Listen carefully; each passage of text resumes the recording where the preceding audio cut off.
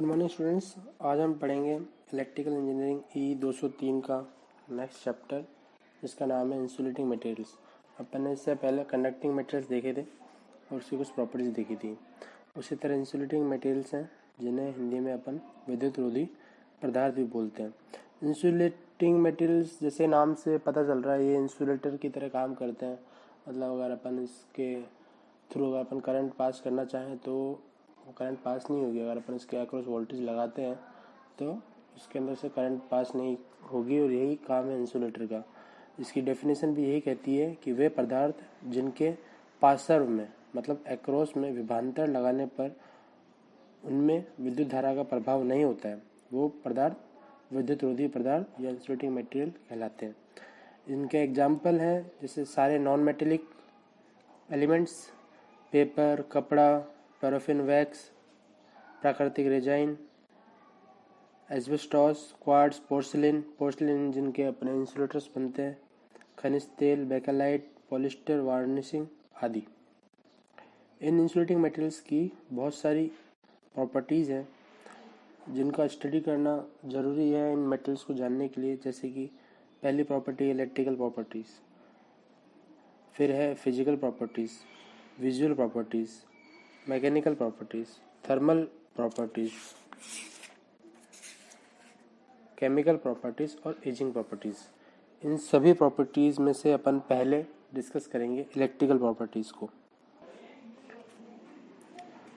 Electrical properties के अंदर insulating material किस प्रकार वर्क करता है, तो इंसुलेटिंग मटेरियल्स के अगर अपन इलेक्ट्रिकल के रेस्पेक्ट में अगर अपन पढ़ें तो इसकी पहली प्रॉपर्टी आती है इंसुलेशन रेजिस्टेंस।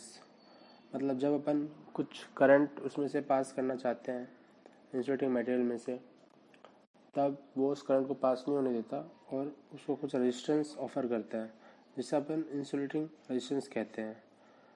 मतलब यह वह विद्युत रोधी पदार्थ का गुण होता है जो पदार्थ में धारा प्रवाह का विरोध करता है। अतः विद्युत रोधी पदार्थों के लिए विद्युत रोधी प्रतिरोध उच्चतम होना चाहिए। विद्युत रोधी पदार्थों का प्रतिरोध उन्हें गर्म करने पर घटता है। मतलब इसमें नेगेटिव टेम्परेचर कोफिशिएंट होता है।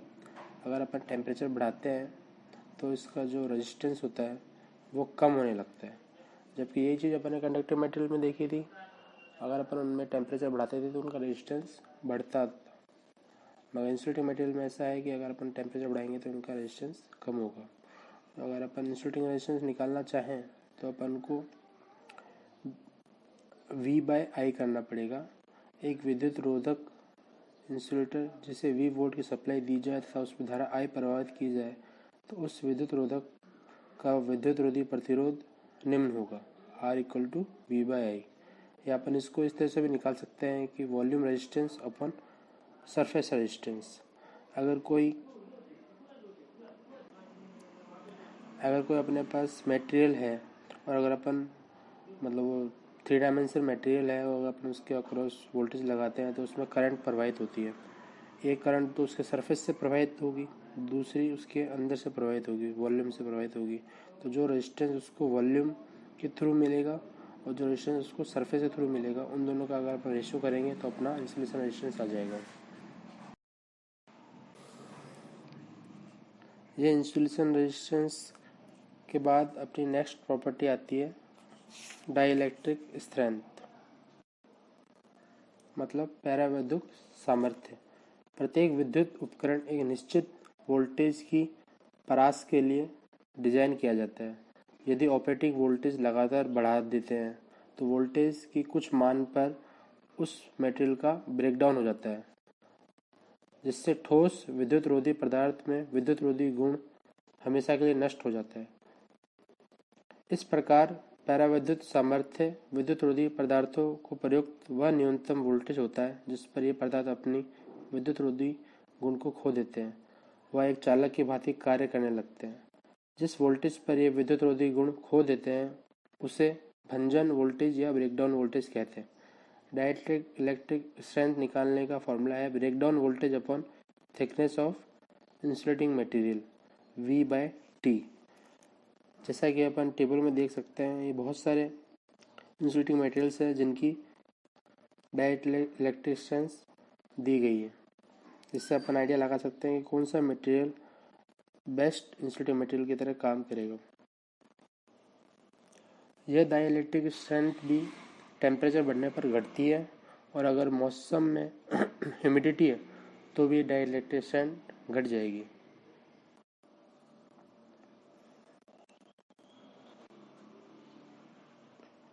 नेक्स्ट जो प्रॉपर्टी अपन डिस्कस कर रहे हैं वो है डाइलेक्ट्रिक कांस्टेंट या रिलेटिव परमिटिविटी।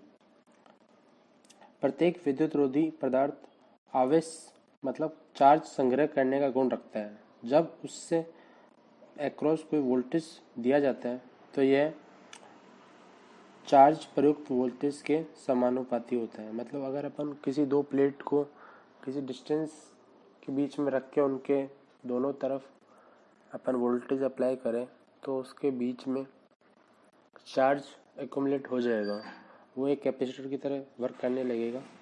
अगर एयर है तो उसका डाइलेक्ट्रिक कांस्टेंट फिक्स होगा, और अगर उनके बीच में अपन मीडियम रख देते हैं तो उसमें उसको चार्ज को आवेशित करने की उसकी कैपेसिटी बढ़ जाएगी। तो किसी माध्यम की उपस्थिति में आवेशों के मध्य बल निर्वात की तुलना में जितना गुना कम प्राप्त होता है उस माध्यम की पैरावैद्युतांक डाइलेक्ट्रिक कांस्टेंट कहते हैं। इसे रिलेटिव परमिटिविटी भी कहते हैं, जिसका फॉर्मूला है relative permittivity of air upon relative permittivity of medium. Table की सहायता से ये बताया गया है कि कितना गुना चार्ज वो मटेरियल या वो मीडियम स्टोर करेगा अगर अपन उसको किसी दो प्लेट के बीच में रखेंगे तब। इसके बाद आती है इंसुलेटिंग मटेरियल की physical properties. Physical properties insulating material की दो हैं, एक तो स्पेसिफिक डेंसिटी जिसे अपेक्षित घनत्व कहते हैं, दूसरा विस्कोसिटी। अपेक्षित घनत्व केवल उन्हीं वार्निश में महत्वपूर्ण है जिन्हें संसेशन और बंधक के रूप में प्रयोग किया जाता है, क्योंकि अधिक घनत्व वाली वार्निश का कुंडलन में अंदर प्रवेश अच्छा होता है। और यही विस्कोसिटी में बात करें तो यह द्रव्य विद्युत रोधी पदार्थों को प्रभावित करती है। जैसे पेपर इंसुलेटेड केबल में ऑयल को एक निश्चित तापमान पर डाला जाता है जो ऑयल की श्यानता पर निर्भर करता है। ट्रांसफार्मर तेल का फिल्ट्रेशन भी इसकी श्यानता पर निर्भर करता है। Thermal properties of insulating materials. विद्युत रोधी पदार्थों के तापीय गुण निम्नलिखित हैं। इसमें पहला है थर्मल कंडक्टिविटी, तापीय चालकता। किसी भी विद्युत रोधी केबल में ऊष्मा उत्पत्ति के दो मुख्य साधन हैं। चालकों की ताम्र हानियाँ माने कॉपर लॉस, विद्युत रोधकों में पराविद्युत हानियाँ मतलब डाइलेक्ट्रिक लॉस।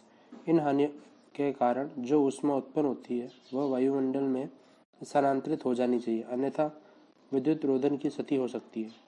यदि इस ऊष्मा का विसरण विद्युत रोधी में से उचित रूप से न हो सका तो उसका तापमान उसकी कार्य सीमा से बढ़कर उसे खराब कर सकता है। इस प्रकार जिस पदार्थ की तापीय चालकता जितनी ज़्यादा होगी वह उतनी ही ऊष्मा वातावरण में स्थानांतरित कर सकता है और वो खराब होने से बचा रह सकता है। दूसरी प्रॉपर्टी आती है हीट रेजिस्टेंस। ऊष्मा प्रतिरोध का मान अधिक होना चाहिए, जिससे विद्युत रोधी पदार्थों की प्रचलन अवधि अधिक होती है और उससे यांत्रिक, भौतिक, रासायनिक और विद्युत गुण अप्रभावित रहते हैं।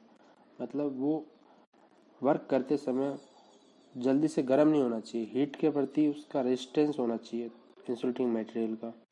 तीसरी प्रॉपर्टी जाती है इग्नाइटेबिलिटी, ज्वलनशीलता। वह ताप जिस पर विद्युत रोधी पदार्थ जल उठते हैं ज्वलन बिंदु कहलाते हैं। यह ज्वलनशीलता बिंदु अधिक होना चाहिए ताकि लॉन्ग वर्किंग के अंदर इंसुलेटिंग मटेरियल नहीं जले। इंसुलेटिंग मटेरियल में एक चीज़ और है कि जब इसके अंदर करंट प्रवाहित होता है या जब ये गर्म होता है तो इसकी जो संरचना है, इसकी कंपोजिशन है, वो नहीं बदलनी चाहिए, उसकी शेप वगैरह नहीं बदलनी चाहिए। अगर वो शेप बदलती है तो उसमें क्रैक्स आ सकते हैं और वो ख़राब हो सकता है, इसलिए उसकी थर्मल स्टेबिलिटी होनी आवश्यक है। ये इसकी थर्मल प्रॉपर्टीज़ है।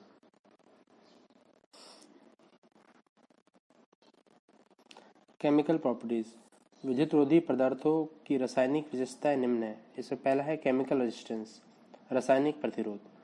विद्युत रोधी पदार्थ एसिड, लवण, पानी, गैसों आदि के संपर्क में आता रहता है। इससे इसकी रासायनिक क्रिया नहीं होनी चाहिए। यदि क्रिया हो जाए तो विद्युत रोधक क्षतिग्रस्त हो सकता है। इसलिए विद्युत रोधी पदार्थों को रासायनिक क्रिया से बचाने के लिए इन पर प्लास्टिक या पेपर का इंसुलेशन चढ़ा देते हैं। दूसरी इसकी प्रॉपर्टी है आर्द्रता का होना, हाइग्रोस्कोपिसिटी। अधिकतर विद्युत रोधक बनाते समय या प्रचलन ऑपरेशन के दौरान वातावरण के संपर्क में आते हैं, जिससे वातावरण में उपस्थित उच्च नमी के कारण नमी विद्युत रोधक को प्रभावित करती है। इस स्थान पर आर्द्रता रहित विद्युत रोधी पदार्थों जैसे पैराफिन, पॉलीथीन आदि प्रयोग करना चाहिए। तीसरी इसकी प्रॉपर्टी है सॉल्युबिलिटी, विलेयता। विद्युत रोधी पदार्थों में यदि इसके गुणों को बढ़ाने के लिए कोई यौगिक या कोई दूसरा एलिमेंट मिलाया जाता है तो वह उसमें घुल जाना चाहिए। निश्चित आकार देने के लिए भी विद्युत रोधी पदार्थों को अन्य पदार्थों में घोला जाता है। विद्युत रोधी पदार्थों में पानी में नहीं घुलना चाहिए। चौथी इसकी प्रॉपर्टी है effect on contact with other materials, अन्य पदार्थों से संपर्कता का प्रभाव। विभिन्न अन्य प्रकार के पदार्थ जैसे हवा, गैसों, नमी, चालक पदार्थों आदि के संपर्क में इंसुलेशन अपरिवर्तनीय होता है, परंतु कुछ पदार्थ जैसे रबड़, कॉपर के संपर्क में आने पर उस स्थान पर रासायनिक क्रिया होती है। इसलिए इस रासायनिक क्रिया से बचाने के लिए रबड़ इंसुलेशन पर कॉपर रखने से पहले उस पर टिन की परत चढ़ाई जाती है।